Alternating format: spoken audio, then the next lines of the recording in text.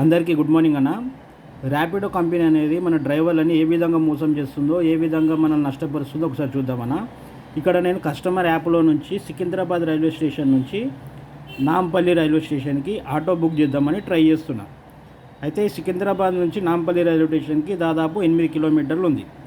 8 కిలోమీటర్లు ఉంటే దీంట్లో ఆటో బుక్ చేయడానికి పోతుంటే దీంట్లో 131 చూపిస్తుంది. ఈ 131 రూపీస్ మనకు చాలా తక్కువ ఇది రేటు యాక్చువల్గా. కానీ ఇంకా ఎంత ఎట్లా మోసం చేస్తుండో చూద్దాం. ఇగో చూడండి, 131 ఇక్కడ చూపిస్తుంది. దీంట్లో కస్టమర్కి 20 రూపాయలు తగ్గించుకునే అవకాశం ఇచ్చిండు.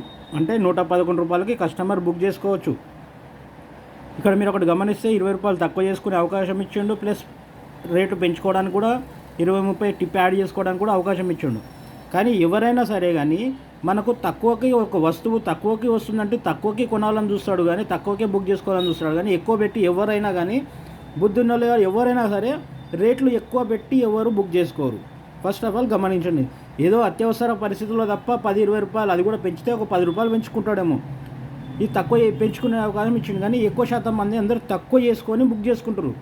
అందువల్లనే మనకు రేట్లు అనేవి తక్కువ వస్తున్నాయి, ఫేర్లు అనేవి తక్కువ చూపిస్తున్నాయి మనకి యాప్లో.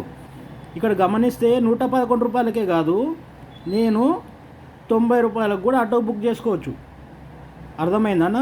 90 రూపాయలకు కూడా మనము ఇక చూడండి, సికింద్రాబాద్ రైల్వే స్టేషన్ ప్లాట్ఫామ్ 1 నుంచి నాంపల్లి రైల్వే స్టేషన్కి 90 రూపాయలకి బుక్ చేసుకోవచ్చు ఆటో కస్టమర్. ఇది ఎన్ని కిలోమీటర్లకి? 8 కిలోమీటర్లకి.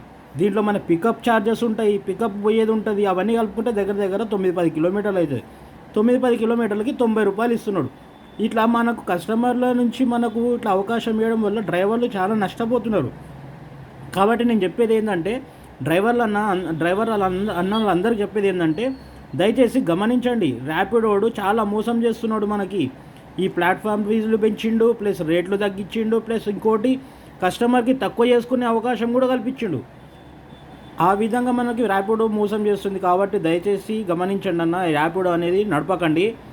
వీలైతే ఇతర యాప్లో మనకు యారీ అనేది కొత్తగా వచ్చింది, యారీలో నడపండి. యారీలో ఫ్లెక్సీ రేట్స్ ఉన్నాయి మనకు. నేను ఇది యారీకి ఏదో ప్రమోషన్ కోసం చెప్పట్లేదు, మనకి ఎందుకంటే జ్ఞానం చాలామందికి తెలియాలా అని, డ్రైవర్లకు అందరికి తెలియాలని వీడియో చేసినా. కానీ నేను యారీకి ఏ సపోర్ట్ చేస్తున్నా, నా వంతుకు నేను ప్రయత్నం చేస్తున్నా. ర్యాపిడోని మోసం ర్యాపిడో మనకి ఎట్లా మోసం చేస్తుందో అది తెలియపరచడానికి వీడియో చేసిన అన్న.